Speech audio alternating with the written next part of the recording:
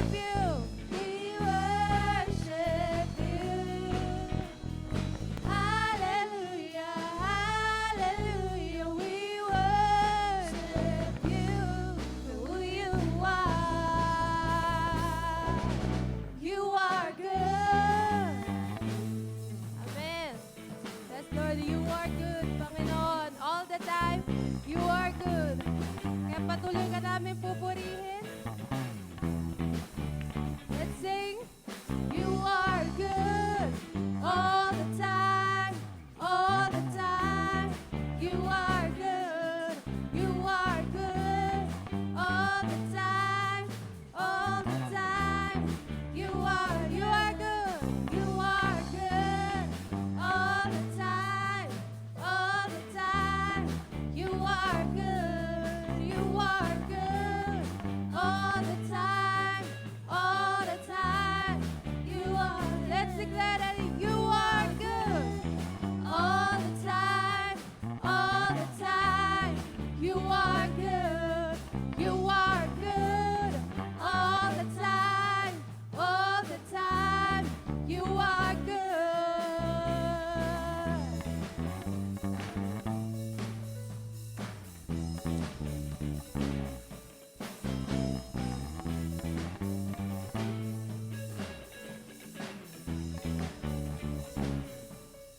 Let's sing. Lord, you are good and your mercy endureth forever. Lord, you are good and your mercy endureth forever. Lord, you are good. Lord, you are good and your mercy endureth forever. Lord, you are so good. You are good and your mercy endureth forever. People from every nation. People from every nation and tongue. From generation to generation. We worship you. Hallelujah, hallelujah. We worship you for who you are. Lord, we worship you for who you are. We worship you. Hallelujah, hallelujah. We worship you for who you are. Misa pa, let's sing. And we worship you. We worship you. Hallelujah, hallelujah, hallelujah. We worship you for who you are. Who you are.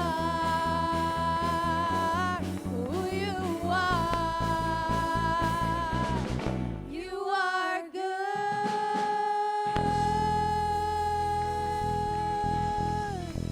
Amen. Hallelujah. Amen. Patuloy po tayo umawit sa Panginoon. Let's sing His amazing grace.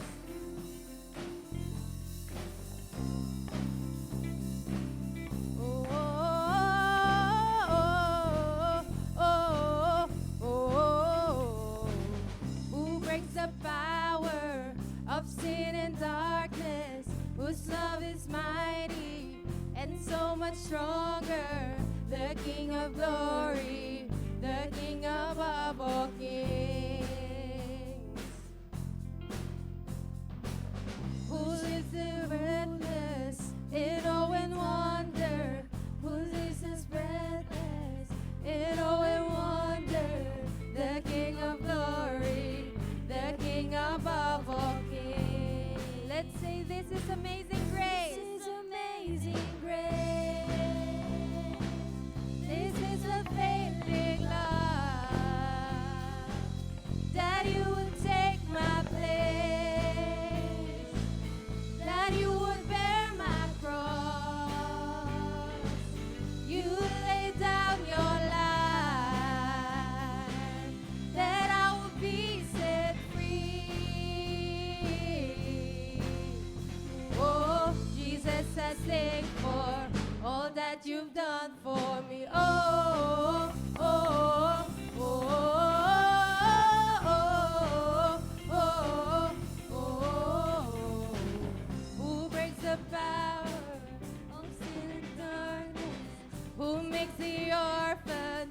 a son and daughter, the King of glory, the King of glory, who reigns in nations with truth and justice, shines like the sun and all of its brilliance, the King of glory, the King above all kings.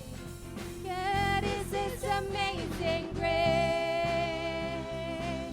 This is unfailing love, that you would take my place, that you would bear my cross. You lay down your life, that I would be set free. Oh, Jesus, I sing for all that you've done for me. Worthy is the Lamb who was slain. Worthy is the King who conquered the grave. Worthy is the Lamb who was slain. Worthy is the King who conquered the grave. Sing worthy, worthy is the Lamb who was slain. Worthy, worthy is the King who conquered the grave. Worthy is the Lamb who was slain. Worthy, worthy, worthy. Oh, this is amazing grace. This is unfailing love, that you would take my place, that you would bear my cross. You lay down your life, that I would be set free. Oh, Jesus, I sing for all that you've done for me. Let's sing. This is amazing grace. This is amazing grace. This is unfailing love, that you would take my place, that you would bear my cross. You lay down your life, that I would be set free. Oh, Jesus, I sing for all that you've done for me. Oh, oh, oh, oh, all that you've done for me.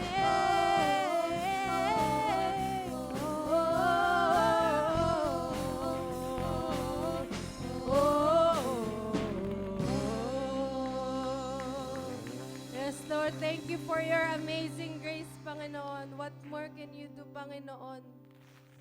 Hallelujah. Salamat, O Diyos. Patuloy ka naming inaawitan, Panginoon. Salamat, Lord God, for your love. Patunay, Panginoon, na kaya mong gawin ang kahit ano for us, Lord God. Hallelujah. Salamat, Panginoon. Truly that you are worthy, Panginoon. You're worthy of all praises.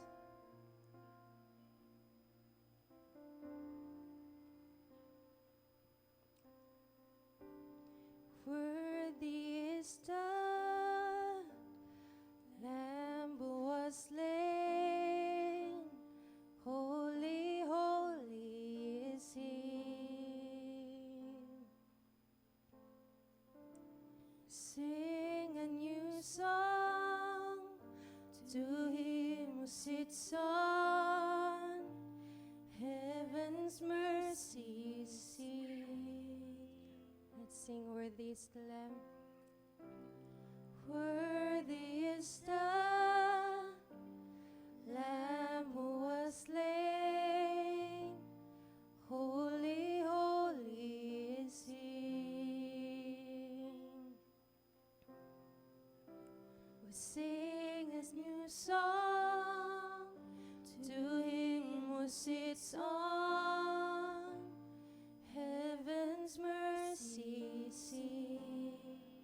we sing holy, holy, holy. Holy, holy, holy is the Lord God Almighty, who was and is to come. With all creation I sing praise to the King of Kings. You are my everything, and I will adore you.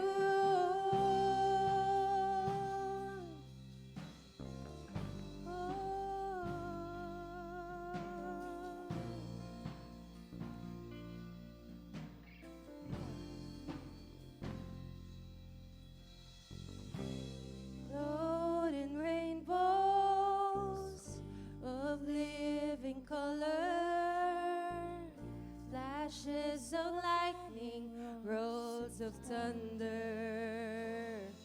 Blessing and honor, strength and glory and power be to you, the only wise King. You are holy, holy, holy, holy is the Lord God Almighty, who was and is to come. Let's sing all creation. With all creation I sing praise to the King of Kings. You are my everything, and I will adore you. Holy, holy, holy, holy is the Lord God Almighty, who was and is to come. Yes, Lord. With all creation I sing praise to the King of Kings. You are my everything, and I will adore you. Yes, we adore you, for you are holy, Lord. Hallelujah.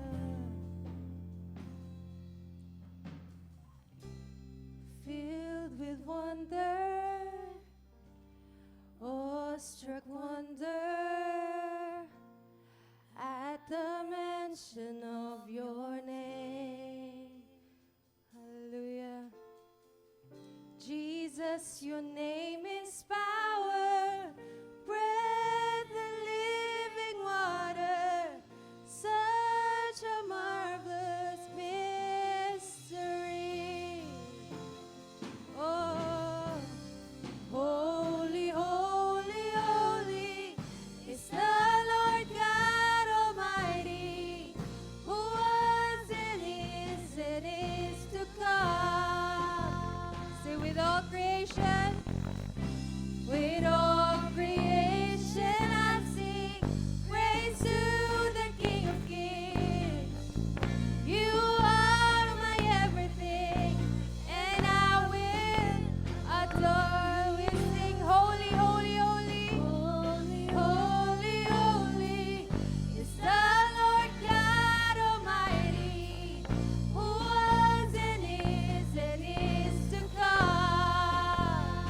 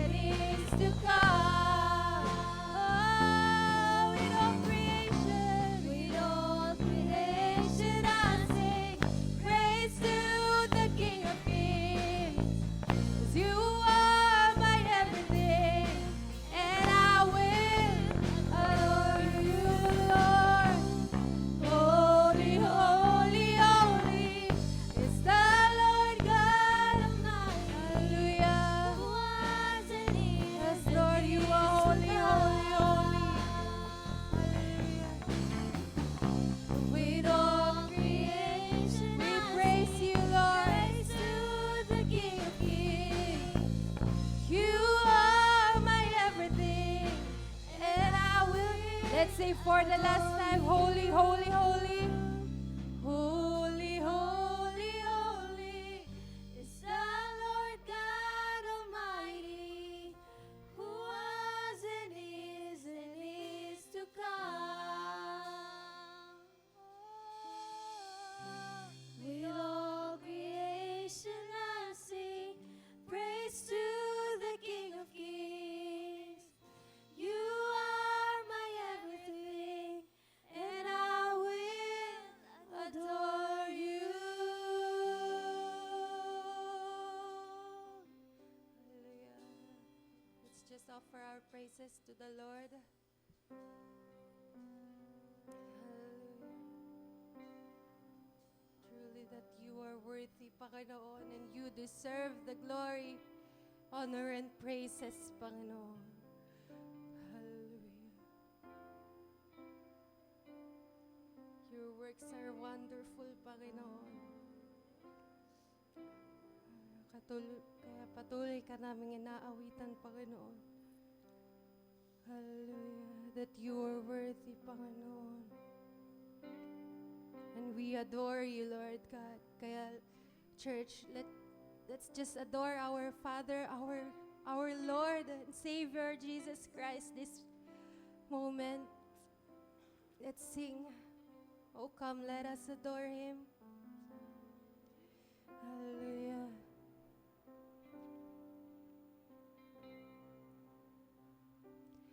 Oh, come, let us adore Him. Oh, come, let us adore Him. Oh, come, let us adore Him, Christ. Oh, come, let us adore Him. Oh, come, let us church, let us adore our Christ Jesus. Oh, come, let us adore. We adore you, our Lord and Savior. Oh, come, let us adore Him, Christ the Lord. Oh, come, let us adore Him. Come, let us adore Him. Oh, come, let us adore Him. Oh, come, let us adore Him, Christ the Lord. Oh, come. Oh, come, let us adore Him. Oh, come, let us adore. Yes, Lord, we adore you. Let us, we adore you, oh God. Hallelujah, for you alone are worthy. For you alone are, yes, you alone are worthy. For you alone are worthy. For you alone are worthy. Christ. For you alone are worthy. For you alone are worthy. Yes, you alone, oh God. For you alone are worthy. For you alone are worthy. Pwede po ba natin itaas ang ating mga kamay and sing, you alone are worthy. Come on. Were you? Let's just lift up our hands and praise the Lord. Hallelujah. For you alone are worthy.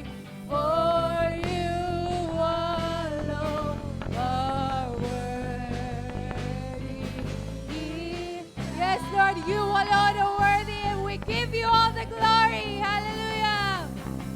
We give you all the glory. Yes, Lord, we give you all the glory. Hallelujah. All the glory. We give you all the glory. Christ. We give you all the glory. Hallelujah. We give you all the glory. We give you all the glory. We give you all the glory. Hallelujah. Let's sing for the last time. Let's give the glory. Hallelujah. We give you all. We give you.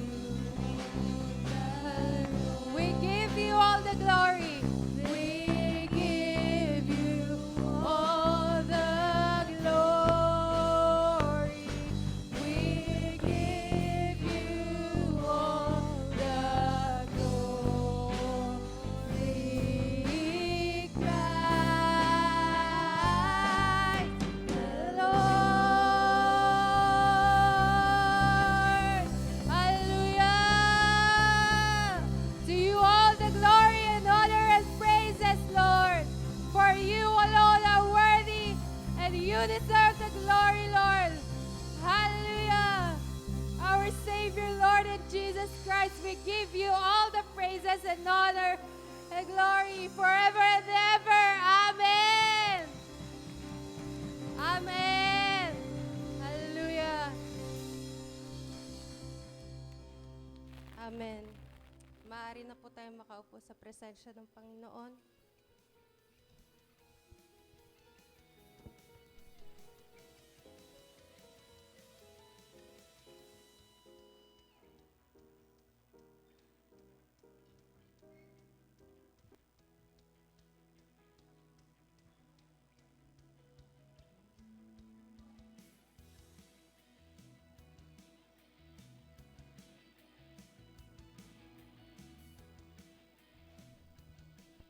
Amen. Muli po ay palakpakan po natin ang Panginoon. Napakabuti niya po ngayong umaga. Amen. So, dumako po tayo sa ating tithes and offering. So, as we prepare ang ating ikapo, ay prepare din po natin ang ating puso sa ating pagbibigay. Okay, so let's pray. Heavenly Father, we thank you, Lord, for everything that you have given us for the past week, past month, Panginoon. Thank you for protection. Thank you for healing. And thank you for provision, Panginoon. Father, you have sustained us, Lord, for you sustain us, Panginoon. Higit pa, Panginoon, sa pangangailangan namin, Lord. And sa aming pagbibigay, Panginoon, ay ito po, Panginoon, ang way, Lord, na may ibalik and ma-recognize ka, Panginoon, as our Father, who is our provider, Panginoon. Hallelujah. Lord, as we give our tithes and offering, this may remind us, Panginoon, on how you have blessed us, Panginoon, through our lives, Panginoon. We pray, Lord, for businesses, works, Panginoon, even sa mga students, Panginoon, na nag-aaral. We pray, Lord, na ikaw po, Panginoon, mag-bless sa bawat isa, mag-prosper sa bawat isa, Panginoon. Hallelujah. Lord, we lift you up. Everything, muli ay ang puso po namin, Panginoon, ay lubos na nagpapasalamat sa inyo, Panginoon. Thank you, Lord. We give you all the praises and glory. In Jesus' name we pray. Amen. Amen.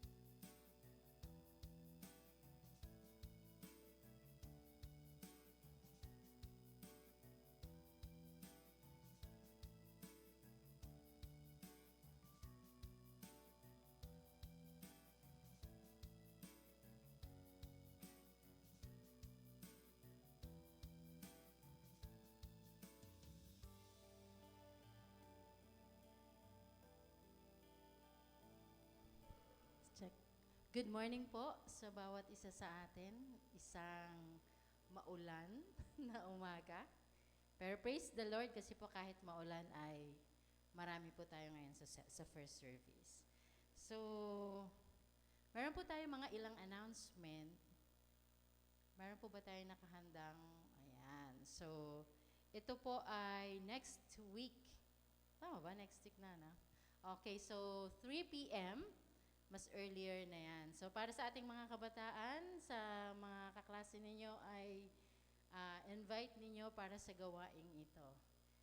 Yan. Pag-pray po natin ang youth fellowship. And the next, yan. Ihanda na po natin yung ating dadalhin next week para po sa ating CTTP Thanksgiving. Ito po ay ginaganap once a year.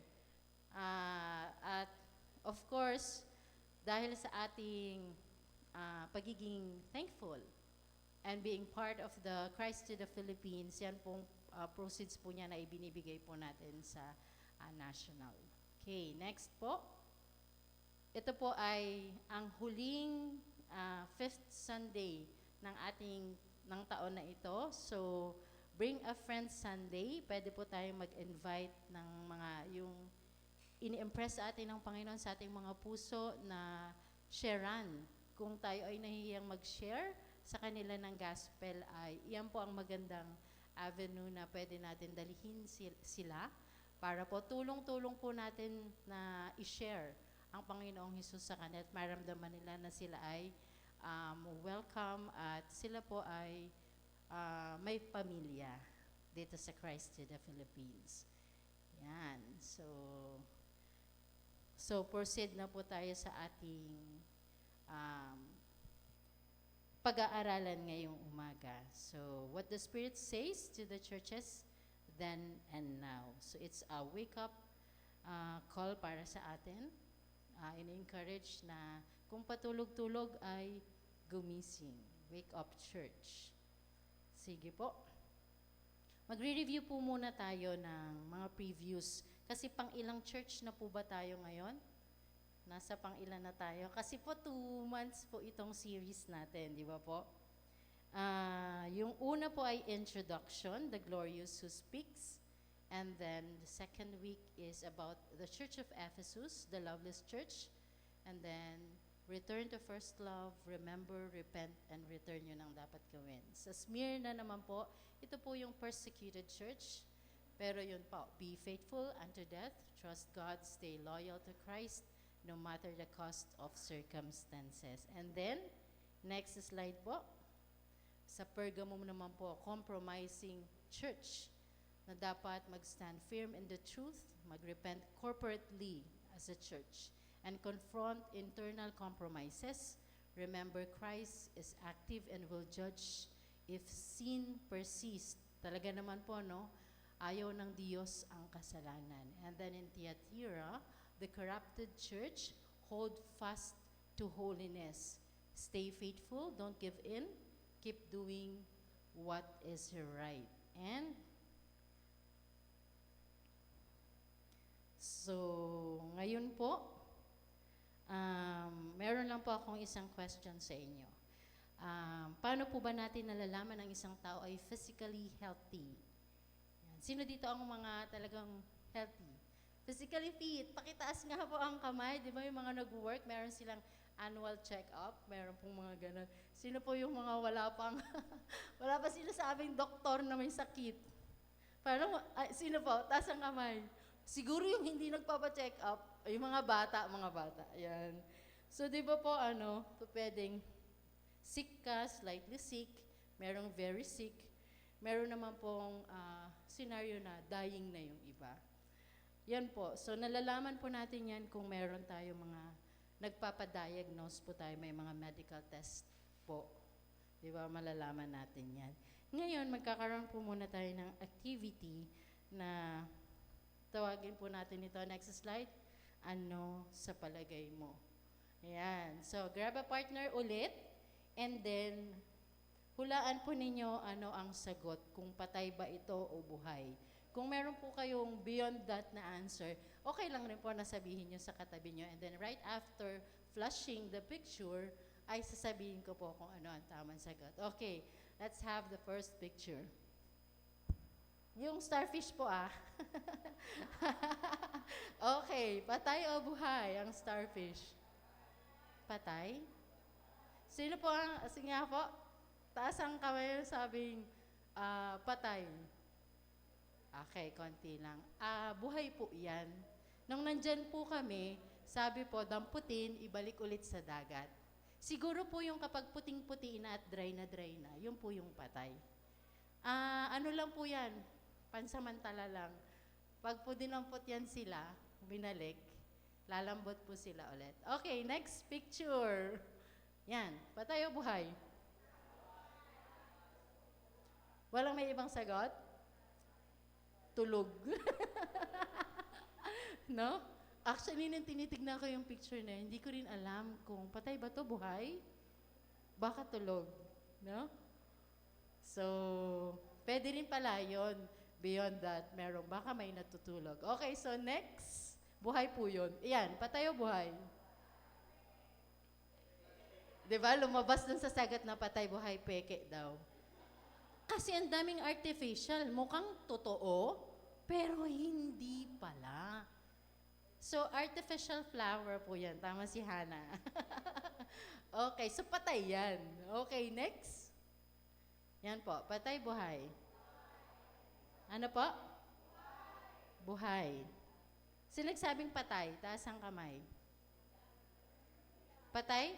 Dahon ba yan? Sabi mo rin mo, dahon ba yan? Dahon nga ba yan? Hindi po yan dahon. Ito po ay isang satanic leaf-tailed gecko. Buhay po yan. Nagko-camouflaging po sila. Okay, next picture po. Patay, buhay.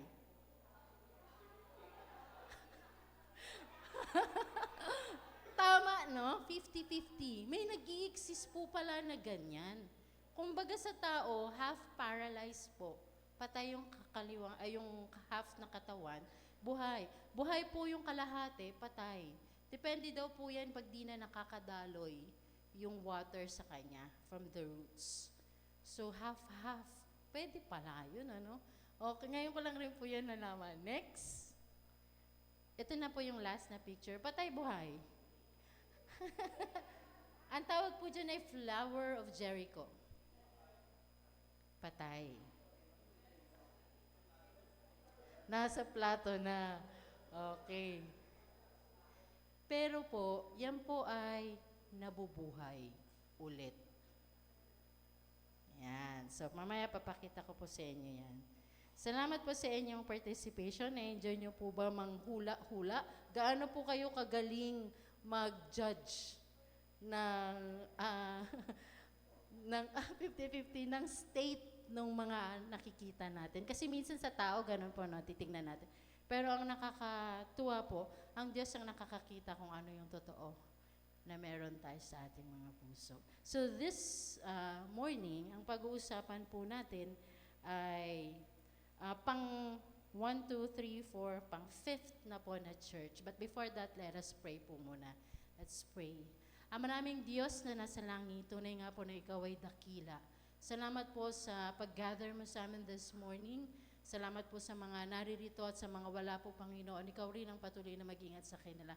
And, oh God, habang po kami ay nag-aaral ng iyong salita, hayaan mo po, Panginoon, na maging bukas ang aming mga puso at isipan at maging receptive po kami sa iyong mga salita. And let our lives be transformed. At yung mga paalala mo sa pag-aaralan namin, O Diyos, ay talaga po, Panginoong, pakinggan namin ng mabuti at sundin. Maraming salamat po. Pinagkakatiwalaan namin ng banal na Espiritu na malayang kumilos sa aming kalagitnaan. At Lord God, ikaw ang patuloy na maitaas. Whatever the hindrances, sinasaway po namin sa pangalan ni Jesus, and we are declaring victory sa bawat buhay, Panginoon, ng iyong mga anak. In Jesus' name we pray. Amen. Amen. So ngayon pong umaga, ang church na pag-aaralan natin ay ang Sardis. Church of Sardis. Sige po, next slide. Yan. Sige po, next pa. Yan. The dead church wake up and strengthen what remains.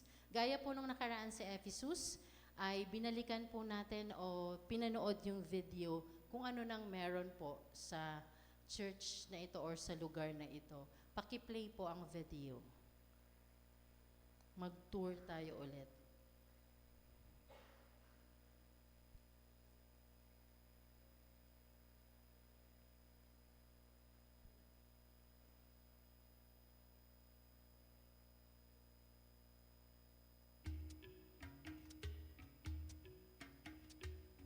Welcome to Sardis, a city that once thrived as the capital of the ancient kingdom of Lydia. Today, it's a treasure trove of ruins that give us a glimpse into the past. One of the most impressive structures in Sardis is the Temple of Artemis, one of the largest Ionic temples ever built. It was constructed in the 4th century BCE and was a center of worship for the goddess of hunting and the moon. Another notable site is the Gymnasium, which was used for physical training and education. It was an important part of daily life in ancient Greece and was even used as a gathering place for philosophical debates. Sardis also had a thriving Jewish community, and the remains of their synagogue can still be seen today. It's a testament to the diversity of the city and the cultural exchange that took place there. The Acropolis of Sardis was a fortified citadel that served as the political and cultural center of the city. It was built on a high plateau and was surrounded by walls that were over 3 kilometers long. The Temple of Cybele, the goddess of fertility and nature, was another important site in Sardis. It was constructed in the 3rd century BCE and was later converted into a church during the Byzantine period. The Byzantine period also saw the construction of a market district that contained shops and public spaces. It's a reminder of the economic importance of Sardis and its role as a trading hub. Finally, Sardis was situated along the banks of the Pactolus River, which was famous for its gold deposits. It's said that the legendary King Midas washed his hands in its waters and turned everything he touched to gold. Sardis may be a city of ruins today, but it's a testament to the rich history and cultural heritage of the ancient world. It's a reminder of how far we've come and how much we owe to those who came before us. Okay, thank you po. Nung pinapanood ko po to, sabi ko, Ephesus ba to? Tapos nalikan ko, Sardis nga naman yung pinlay ko na video. Pero magkahawig po sila. Kasi may Temple of Artemis din. Sabi ko, di ba po ginaano natin yon as yung 7 wonders? Kasi mas malaki yung nasa Ephesus. Yung sa kanila, mas maliit. Imagine niyo po yung ano na yon. May mga gods silang sinasamba doon na hinulma. So our text this morning is found in Revelation chapter 3 verses 1 to 6. Kung meron po kayong Bible, ayan. So ito po yung kinuha ko lang ipa-flash and then later on, isa-isahin po natin yung mga nakapaloob sa 1 to 6. So ang sinasabi po dito, sabay-sabay po natin basahin. I know your deeds, that you have a name, that you are alive, and yet you are dead. Ang lesson idea po natin is, God is not impressed by outward reputation or religious activity. What truly matters is a heart that is alive, genuine, and faithful before God. And yung summary interpretation po natin dito ay Jesus rebuked the church in Sardis for appearing alive but being spiritually dead. Next slide po. He called them to wake up, repent, and return to true faith. While most had grown careless, a few remained faithful. Jesus values a heart that is genuinely alive in Him more than a good outward reputation. Let's go with point number 1. Jesus values his genuine hearts over reputation. Sabi po sa verse 1, sumulat ka sa anghel ng iglesia sa Sardis, ako na may taglay ng 7 Espiritu ng Diyos at ng 7 bituin ang nagsasabi ng mga bagay na ito. Nalalaman ko ang iyong mga gawa, mayroon kang pangalan na ikaw ay nabubuhay, ngunit ikaw ay patay. Parang zombie lang po, ano? Pakitignan niyo po ang inyong katabi. Hindi tayo yon. Amen? Mas pinahahalagahan po na Panginoong Hesus ang tunay na kalagayan ng ating spiritual na buhay kaysa po sa kung paano po tayo nakikita ng ibang tao. Si Billy Graham po, kilala po ninyo. Of course, kilala ng marami. Parang walang hindi nakakakilala sa kanya. Siya po ay kilalang kilala. Tinatawag pong, next slide, a life of integrity. Meron po siya nun. Siya po ay kilalang kilala as Christian evangelist. Nag-preach po siya sa marami, sa millions. Yet, yung kanya pong, kaya po talaga siyang nire-respect is not because of his fame.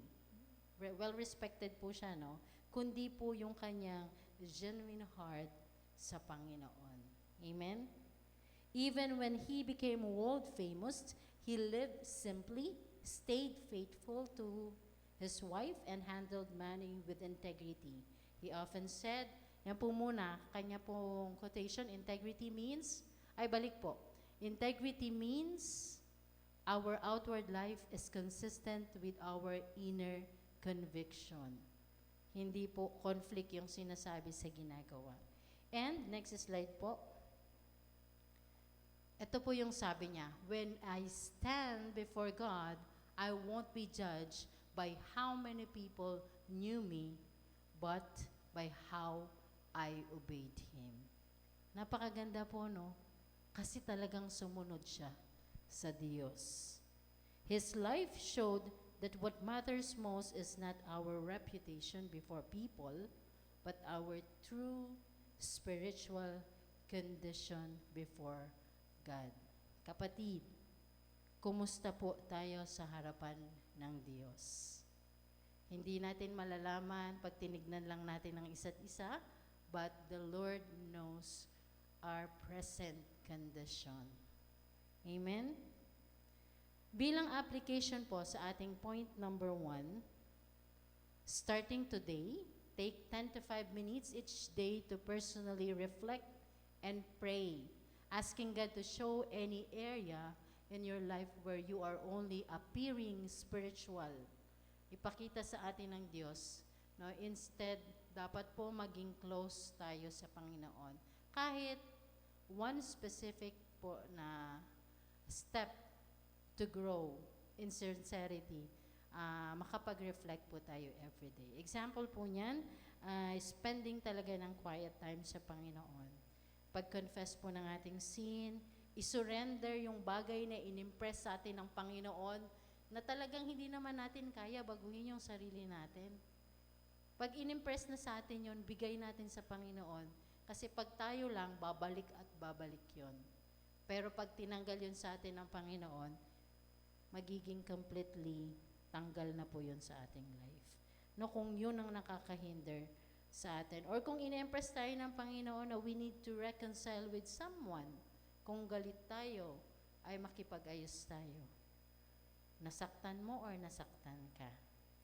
And, next slide po. To complete po yung application natin ng point number 1, by the end of the week, share what God revealed to you with a trusted believer or mentor, kahit sa isang tao lang po, para sa ating accountability. Kasi for sure po, may i-reveal at i-reveal si Lord sa atin na dapat mabago. Ako po habang ginagawa ko yan, ang nireveal po sa akin ng Panginoon, yung gumaganti ako. May ganon po pala pa ako. Pero ang alam niyo po kung kanino po ako gumaganti, madalas, kay Jojo. So, kasi kami laging magkasama, di ba po? So, asawa mo. Pero kahit simpleng bagay, yun po yung nireveal sa akin ng Diyos. Sa simpleng, pag nainis ako, ayaw ko magtimpla ng kape. Parang in a way na, bahala ka dyan, parang ganon. So, yun po yung nireveal sa akin ng Panginoon. Sa inyo po, for sure, kung hindi pa po ninyo nakikita, tanungin nyo ang Lord, sasagot po yan sa inyo. Kahit mga simpleng bagay na dapat po tayong mag-improve. Okay? So, let's have point number 2.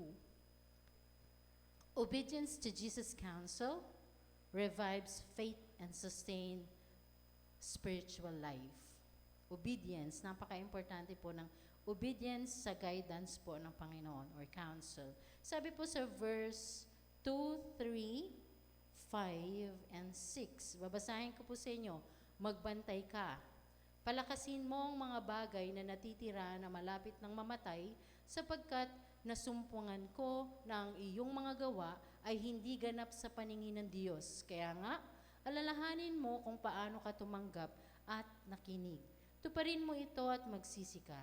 Kaya nga, kung hindi ka magbabantay, ako ay paririyan sa iyo katulad ng isang magnanakaw. Kailanman ay hindi mo malalaman kung anong oras ako paririyan sa iyo.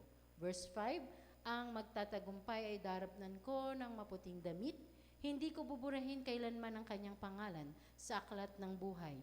Kikilalanin ko ang kanyang pangalan sa harapan ng aking Ama at sa harapan ng kanyang mga anghel. Last verse, ang may pandinig ay makinig sa sinasabi ng Espiritu sa mga iglesia. Isa-isahin po natin or himayin natin. Counsel. Dito po ay may commands. Ibig sabihin, kailangan nating sundin. In verse 2, magbantay ka. Verse 2 pa rin, palakasin mo ang mga bagay na natitira na malapit ng mamatay, sapagkat nasumpungan ko na iyong mga gawa ay hindi ganap sa paningin ng Diyos. Meaning, parang ultimatum, kasi mamamatay. Parang pag hindi mo pa rin ginawa na palakasin, doon ang bagsak mo, death. Okay, verse 3, alalahanin mo kung paano ka tumanggap at nakinig. Paulit-ulit po yan, parang naririnig natin from the first church. Alalahanin mo, parang alalahanin mo kung ano yung una mong ginawa sa Panginoon. Babalikan po talaga natin yon. Paano ka tumanggap at nakinig? Kasi baka ngayon po, hindi na tayo nakikinig. Alam niyo po yon? Sa mga nanay, alam yan eh. Sa mga anak, nagsasalita ka pa lang, may sagot na sila. Bakit? Hindi nila pinakinggan yung una mong sinabi. So baka gano'n na rin po tayo. And then, verse 3 pa rin, 4. Number 4, tuparin mo ito at magsisi ka. Hinighlight ko yung magsisi, ibig sabihin, huwag ka nang babalik doon sa bagay na pinagsisihan mo. Ang totoong nagsisisi, hindi nagpapaulit-ulit. Tama po? Pag inulit mo yan, meaning hindi ka pa talaga ganun ka-sincere na isuko yan sa Panginoon. Number 5. Ang may pandinig ay makinig sa sinasabi ng Espiritu sa mga iglesia. Pinaka-importante po, una mapakinggan natin.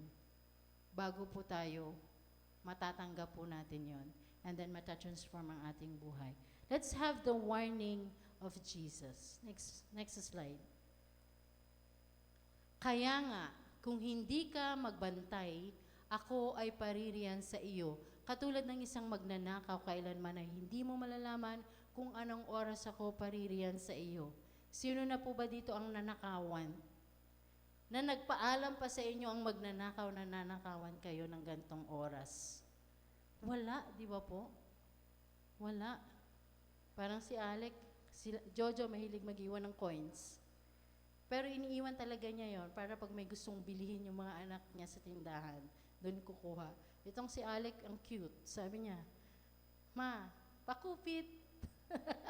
Nagpaalam. Pero ang magnanakaw, hindi naman po magaganyan, Yun. Lang siya, nagpaalam. Pero yung term niya, pakupit. Kasi alam niya, hindi kanya yung pera. Sige, nagpaalam ka pa. Sige, kumuha ka lang dyan para dyan talaga yan. So, wala pong magnanakaw na magpapaalam. Actually, ang magnanakaw nagmamanman. Kung kailan ka hindi nakatingin, saka siya titira. Hindi ba po? So, wag po tayong ibaba yung guard natin sa ating mga sarili na hindi naman nakikita ng ibang tao. Hindi pa naman babalik si Lord ngayon. Gagawin ko muna to at magpapakasaya ako. Papatawarin pa naman niya ako pagkatas ko gawin. Sobrang merciful si Lord. Ganun po ba ang ating idea? Tandaan po natin, ang Diyos ay just. He will never leave the guilty and punished. Kaya alam po niya kung tayo ay sincere o o hindi sincere sa ating mga ginagawa at sinasabi sa Kanya. So here is the promise. Next po, ang magtatagumpay. Dito po sa atin, overcomers po ang hinahanap ng Diyos na hanggang huli, dapat tayo ay makasunod. Daramtan ko ng maputing damit, hindi ko buburahin, ang ganda po nito, hindi ko buburahin kailanman ang kanyang pangalan sa aklat ng buhay. Pause po tayo doon. Buburahin, hindi buburahin, paano buburahin? Kung buburahin, naisip niyo po ba? Hindi ko buburahin. Pero sabi po niya dito, hindi niya buburahin. Kung tayo po ay magtatagumpay.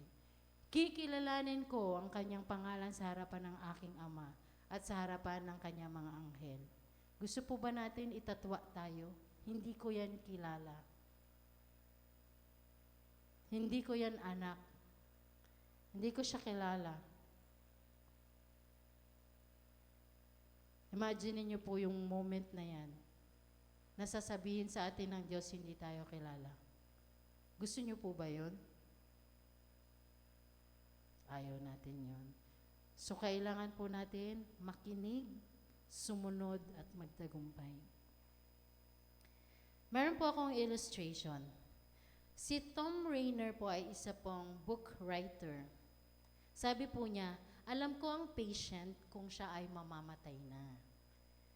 10 taon daw po ay nakita niya itong patient na to very sick, pero in denial stage at resistant po sa pagbabago. Siguro maraming sinasabi sa kanya na, ito yung dapat mo gawin.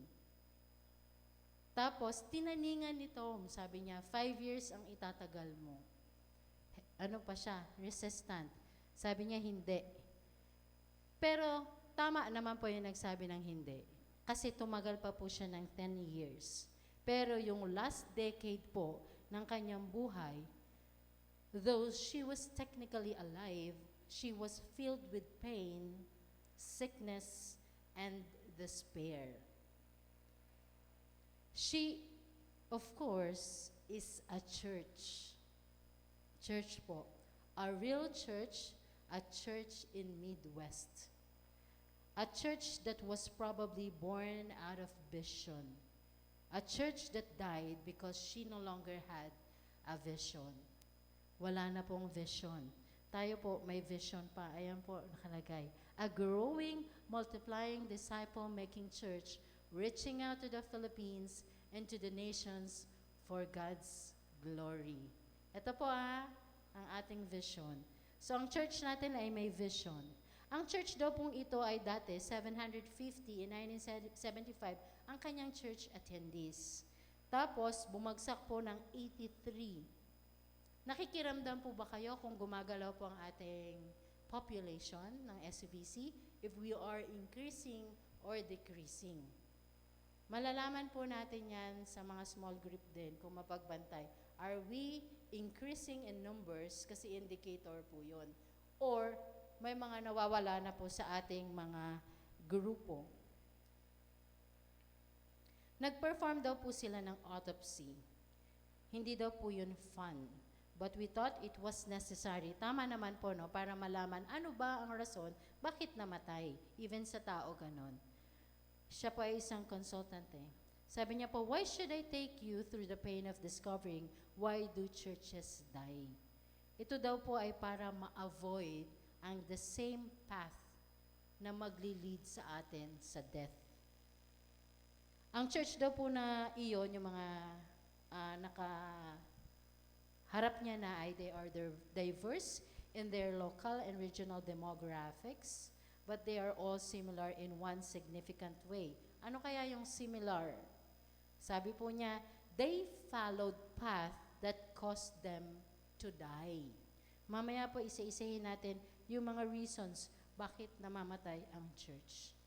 So sa atin po, no, ipanalangin po talaga natin ang isa't isa. Ipanalangin natin ang ating pastor, ipanalangin po natin ang ating mga leaders, at yung mga kasama natin sa ating small group. Ito naman po ay isa pang story. Si Alicia naman po ay kakaiba doon sa story na una. Ito naman po ay sa The Anatomy of a Revived Church. Sabi po ni Alicia, isa akong terrible church member. Reflect po tayo. Tayo ba ay terrible? Ako ba ay terrible church member? So magre-reflect po tayo, no? Isa daw po siyang miyembrong mahilig magreklamo at kumontra. 6 na taon na ang nakalipas nang bumagsak daw po yung kanilang church. Si Alicia po ay isang pinakamahigpit na kritiko. Critics ba tayo? Tayo ba ay mahilig po muna, ayoko ng mga tugtugan na yan. Ayoko yung mga ganitong pagbabago. Bakit ba dyan napupunta ang mga kaparehanan? Ganun po ba tayo?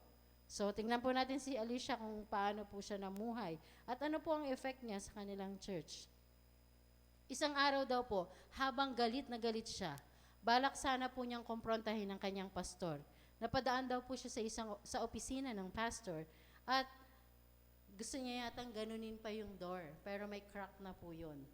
Pero narinig niya na umiiyak ang kanyang pastor at ang panalangin ng pastor ay, sabi niya, alisin na lang daw po siya sa church kung siya po ay nakakahadlang sa gawain ng Diyos. Nung marinig po ito ni Alicia, nabago po yung kanyang puso. Kasi doon niya po nakita na mababa yung loob ng kanyang pastor at yung tapat yung kanyang pastor sa paglilingkod sa Panginoon. Hindi pang sarili lamang. Ano po? Ang panalangin, alisin niyo na lang po ako sa church na ito kung hindi na siya blessing or nakakahadlang na siya. Pwede siyang ilipat ng Diyos sa iba, no? Kung mga members hindi marunong makiramdam kung ano ba ang tunay na nagaganap sa loob ng iglesia. Simula po noon si Alicia ay yung kanyang napaka-strong personality, ginamit niya po ito para suportahan po yung pastor niya. At in-invite niya pa o hinikayat pa yung mga ibang members. Pwede naman pong pangit umpisa, no? Yung ating ugali. Pero if we will let God to change us, magiging kagamit-gamit tayo, kagaya ni Alicia. Ang sabi po niya, ito po, napakaganda. Nang magsimulang mag-focus ang aming simbahan sa iba at hindi sa sarili, doon nagsimula ang tunay na pagbabago. Pwede rin po natin yung sabihin sa ating sarili, kung ang sarili ko ay hindi lang, yung kung hindi ka lang self-centered at iniisip mo nga iba, nakaka-influence po yun sa kabuuhan ng iglesia. Ang aral po ng kanyang kwento ay, ang buhay at pagbangon ng simbahan ay nagsisimula kapag inalis natin ang pansariling interest at hinayaan ng Diyos na kumilos. So bilang application po sa ating point number 2 ay, sundin po na, next slide. Yan, sundin po natin to kasi inutos na mismo dito sa text. Maging mapagbantay, palakasin kung ano yung natitira sa atin, para hindi po talaga tayo tuluyang mamatay, alalahanin, tuparin, at magsisi, and then makinig. Amen po. So pag gusto nyo po, balikan niyo yung, sa bahay ninyo yung Revelations chapter 3 verses 1 to 6. Maiksi lamang naman po yan. And then let's have point number 3. Jesus commends the faithful remnants. Sabi po sa verse 4, mayroon kang ilang tao sa Sardis na hindi narumihan ang kanilang mga kasuotan. Sila ay kasama kong lalakad na naramtan ng maputing damit dahil sila ay karapat-dapat. Pinararangalan po ng Panginoong Hesus ang mga nananatiling dalisay at tapat na lumalakad kasama niya, kahit ang iba po ay tumatalikod. Kumbaga po parang ganito yan matira ang matibay. Sabi mo sa katabi mo, matira ang matibay. Diba? Dapat hanggang dulo, tayo. And let us encourage one another na manatili talaga sa Panginoon. Balikan po natin yung ah, si Tom, yung writer. Sa isa pong conference, meron pong siyang na-encounter na lalaki, ang pangalan po ay Robert. Sabi po sa kanya, next slide, "You were too late." Sabi sa kanya yan, "You were too late." Hindi naman niya kilala. Kung kayo po kaya yon, hindi nyo kilala, tapos sasabihin sa'yo, "You were too late." Huh? Huh? Ano pong mararamdaman nyo? So parang kala niya, mali lang siya ng rinig. Sabi niya, "Sorry, excuse me." Parang ano niya na, anong ibig ipahiwatig nito ni Robert. Inulit na naman niya ulit, "You were too late." Sabi niya ganun kay Tom. Bakit? Sabi niya daw po, namatay na yung church nila. Tapos, di ba po siya po yung author ng autopsy and anatomy po ng church. Autopsy ng dead church, anatomy naman ng revived church. Namatay na yung church nila. So sabi niya, in one sitting, nabasa ko yung autopsy of a deceased church. Wala ka bang iba na parang para ma-prevent daw yung death? Kaya po siya nag-come up of writing the anatomy of a revived church. Nag-study siya ng different churches, consultant po siya ng maraming churches, at doon po nilalag niya, ano-ano yung mga reasons bakit namamatay ang iglesia. So tuluyan pong nagsara, pero habang kausap po siya ni Tom, kasi break lang po yun, buti po naghantay si Robert, kasi si Tom, gustong-gusto niya po malaman bakit namatay ang church nila. And buti po naghantay si Tom na nakapag-usap po sila at nailahad kung bakit nga po na ganon. Habang sila po ay nag-uusap, kitang-kita ni Tom sa mata ni Robert, yung naiiyak siya, tapos sinabi niya na, "Diyan ako ikinasal, yung dalawang anak ko diyan din ikinasal, pero namatay yung church." So sobra po, pero hanggang huli, andun pa rin yung pag-ibig ni Robert sa kanyang church. Pag sinabi po di ba natin na anatomy, ito po yung structure or ano po yung itsura. Kumbaga kung sa puso, malalaman natin na nandito yung puso. Pero pag physiology po, ito yung malalaman natin kung nagpa-function pa ba ng tama. So, tingnan po natin, evaluate po natin yung current condition ng ating church. Ito po ay base po sa autopsy of a dead church. Isa-isa po nating sagutin. Next po na slide.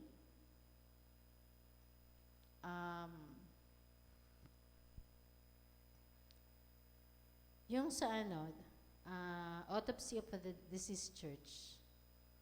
O sige, sa bagay, pwede rin naman ito, no? Ayan. Tignan po natin kung ganito tayo ngayon. The past is the hero.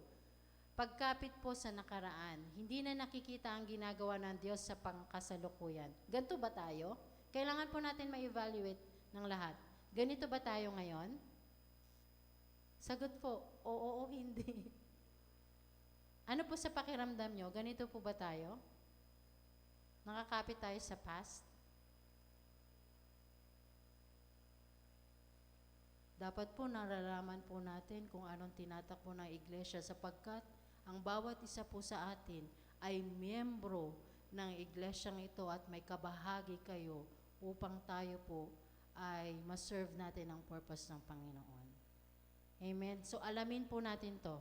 Pero kung sasabihin po natin ang sagot, pagkapit sa nakaraan, hindi na nakikita ang ginagawa ng Diyos sa pangkasalukuyan.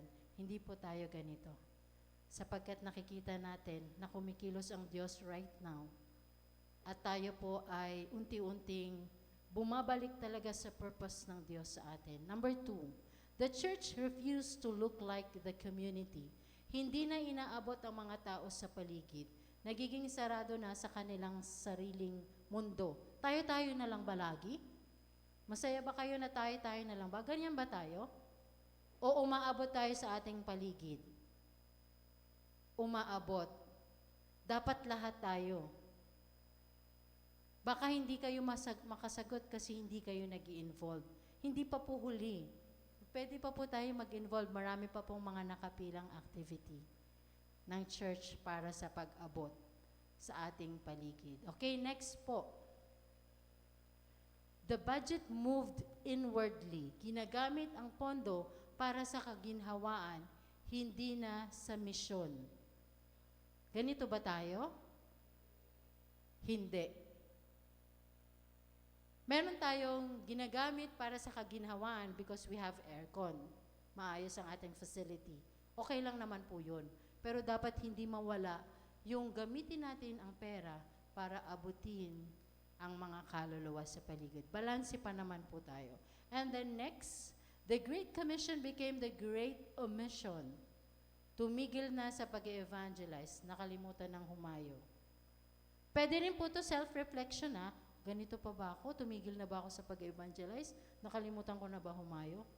So that pag lahat po tayo ay na-activate po ulit, mas marami po tayo magagawa. Okay, next. The preference-driven church. Ang desisyon ay base sa gusto ng mga tao kaysa sa will ng Diyos. E tayo ay may kanya-kanyang preference. Example, sa music pa lang. Diba? Kaya nga ang ibang mga churches, wala silang mga drums kasi iba yung preference nila ng music. Hindi naman tayo ganito. Kasi we still use all the instruments at saka yung pag-awit natin, ang purpose pa rin talaga natin, ang focus natin ay ma-worship ang Panginoon. And then pastoral tenure decreases. Napagod at umalis ang mga pastor dahil sa kakulangan ng suporta at maling kultura sa loob ng simbahan. Let us praise the Lord. Kasi ang pastor natin ay ang tagal na dito. Amen? Palakpakan nga po natin ang Panginoon. Imagine kung iiwanan tayo ng ating mga pastor, anong mangyari sa atin? Diba? So, praise the Lord po sa bagay na ito. And we support our pastors. Tama? Pero mas baguhin pa po natin ang kultura natin na mas maramdaman pa po nila na mahal natin sila. And we respect them. Minsan po, culture din ng church.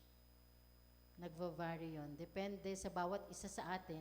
Kasi ang bawat isa sa atin, pag kinolek, kung anong klaseng kultura meron tayo, yun na nagiging culture ng church. Example ng culture. Ang culture po natin dito sa church, pag nag-announce ka sa GC, wala pong mga sumagot. Kailangan i-PM mo isa-isa. Ganon din po ba ang inyong mga grupo? Kami po ganon sa grupo namin. So, isa po, yun po yung culture. Parang attitude po ng mga tao sa group. Okay, next. Meron pa po ba o last na po yan? Next, ayan, meron pa rin po. The church really prayed together. Hindi na nagkakaisa sa pananalangin. Ganito ba tayo? Nagpipray naman po tayo, di ba po? Okay, the church had no clear purpose. May clear pong purpose ang church natin. Yun. Nakalatag dito, every Sunday or every pupunta kayo rito, titigan nyo po kung ano po ang sinasabi dyan at mag-reflect po kayo kung nagiging kabahagi po ba kayo sa vision ito. Or else, pag wala na pong gumaganap, mamamatay ang church na ito. Tandaan po natin, tayo ay mga katiwala lamang. Ito ay iglesia ng Panginoong Jesus. Hindi to atin. And then, the church obsessed over the facilities. Mas pinahahalagahan ng mga bagay kaysa sa mga souls na dapat abutin. Dapat magandang church. Dapat we consume a lot of money doon sa building. Pero kung babalikan natin ng panahon ng Panginoong Jesus, walang ganito. Diba? House churches in the New Testament, ang bahay nila ang ginagamit para sa gawain ng Panginoon at talaga namang humahayo. Sa ilalim ng puno nagtuturuan. Or hindi, basta hindi po ganito ang facility. Pero ito na po ngayon sa panahon Pero at least, hindi po lahat ng pera natin ay dito mapunta. Next, the church had to plan for the future. Nawala na daw po ng pananaw at pananampalataya kaya hindi na sila naghahanda sa paglago at pagbabago. Yung word po ng paglago, napaka-importante at pagbabago. Lagi po nating isipin, tayo po ngayon ng mga leaders, ano po ang mangyayari sa susunod na generation. Yun po na po ang pinaka-importante. Kailangan po nating lumago at kailangan po natin unti-unting magbago. Hindi naman po abrupt, hindi naman po madalian na dapat bukas perfect ka na. Si Isabel lang po yung perfect. Yun, biroan po namin yun. So, di ba po hindi naman ganon? Very gracious ang Panginoon. Okay, parang last na po yan. Next slide po. Yan. So, ang church po ay namamatay dahil tumatanggi po ito sa pagbabago. At dahil tumanggi itong magbago at sumunod sa direksyon ng Diyos, hindi na po sumusunod. Kaya very important po yung obedience. So next po, application po ng last point natin. Stay connected with Jesus daily, keep His word, listen to the Holy Spirit's leading, and let Him shape your thoughts and action. Importante po yung isip natin ay nababago. Importante rin po ay nababago talaga yung ating mga response, nagiging mas papalapit tayo sa Diyos. And, so tingnan po natin, kung natatandaan nyo, wag muna i-flash. Point number 1, ano po ulit yon? Very good po talaga yung mga young generation, nagna-notes po sila. Okay, Jesus values the genuine hearts over reputation. Point number 2,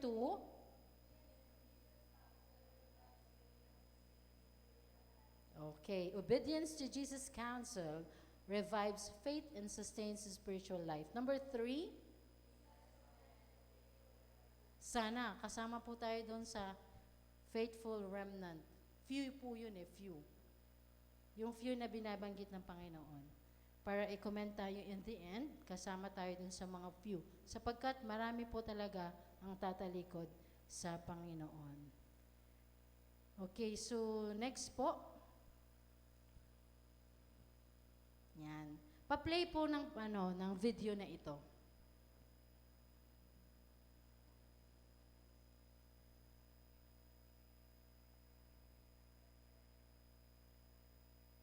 This is a resurrection plant that can survive in extreme dehydration and drought conditions for months or even years, and then when put in water, it revives within a few hours. In fact, it is known as the Rose of Jericho, which is able to withstand almost complete desiccation, which means that it can lose a large part of its cellular water content and still survive. Ang ganda po, no? Rose of Jericho or resurrection plant.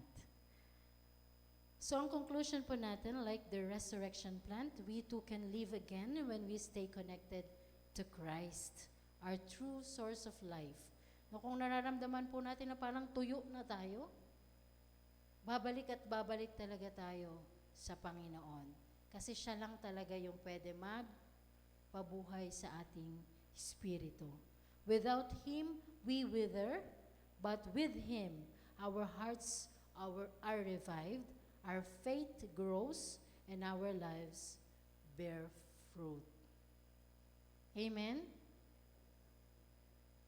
Praise the Lord. Purihin natin ang Diyos sapagkat still, next year, February, 48 years na po ang ating church. God is really faithful. At manatili po tayong nakatayo. At asamin po natin yung paglago, hindi lang po ng spiritual natin, kundi paglago din in numbers na umabot pa rin po tayo sa mga tao sa ating paligid. At hindi lang paglago na talagang manatili tayo sa Panginoon. So, ngayon po ay aanyayahan ko kayong tumayo. Tayo po ay mananalangin. At sama-sama rin po natin ipanalangin na yung bagyo na kasing laki ng Philippines. Pero wala pong imposible sa Diyos sapagkat He can command yung mga natural na mga nangyayari. Pahintuin ang ulan, even alon. Basta let us just trust the Lord. So let us all pray. Hallelujah, Father God. We are so thankful, Lord, dahil mahal mo kami, Panginoon. Salamat for reminding us, O God, patuloy mo kaming pinaalalahanan, Panginoon, na hindi kami basta lang mamatay, Panginoon, ng aming mga spirito, kundi manatili kaming nakatayo dahil sa pamamagitan, Panginoon, ng pagtulong sa amin ng banal na spirito. Hayaan mo, Diyos, ng aming mga buhay ay maging kagamit-gamit po sa inyo. Salamat po sa patuloy na pagpapahiram nito araw-araw.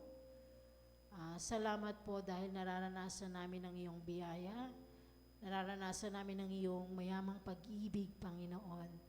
Gawin mo po ang bawat isa sa amin na daluyan ng iyong pag-ibig na makarating sa ibang tao na mahal mo din sila, Panginoon, sa pamamagitan ng pag-abot namin sa kanila. Hayaan mo, Panginoon, ang iglesyang ito ay makita ka, Panginoon, sa mga ini-invite namin, Panginoon, na as they come here, maranasan nila, Panginoon, na narito ka, ang presensya mo ay buhay sa amin, Panginoon.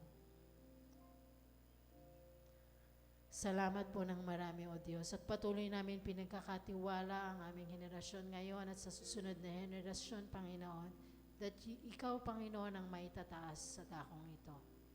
Ikaw lamang, Panginoon. Ayaw namin, Panginoon, na mamatay ang iglesyang ito dahil sa hindi kami, Panginoon, mabuting mga katiwala, Panginoon.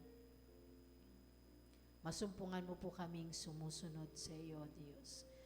At ngayon, sa mga sandaling ito, Panginoon, sa balita, marami, Panginoon, na nasalanta ng katatapos lamang na bagyo. And we are praying, O God, for your mercy. Kahabagan mo po, Panginoon, ang aming bansa, O God, that in behalf of this land, we are asking, Panginoon, ng pagpapatawad mo, Panginoon.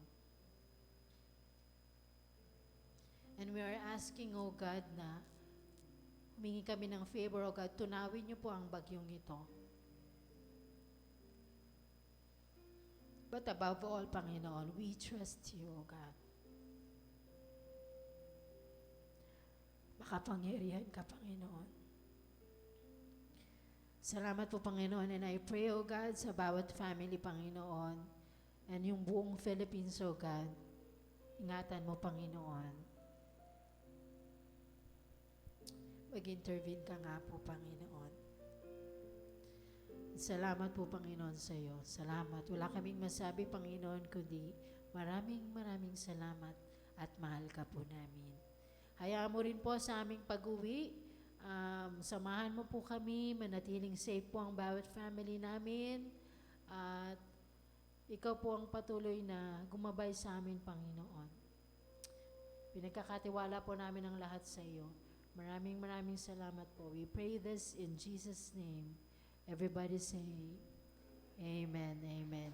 God bless everyone. Magbatian po tayo bago po tayo umuwi.